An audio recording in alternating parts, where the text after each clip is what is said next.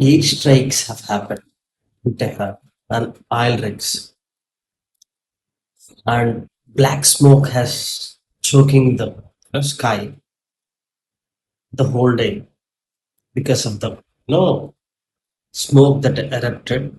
So all of the Tehran sky is occupied with black smoke. The later that day, black acid rain is happening in Tehran.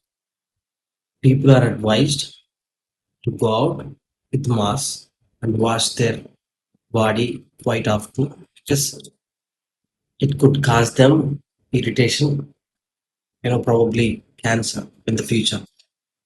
But at the meantime, Israel president and American president are claiming that they're saving people from rulers, anarchic rulers of Iran.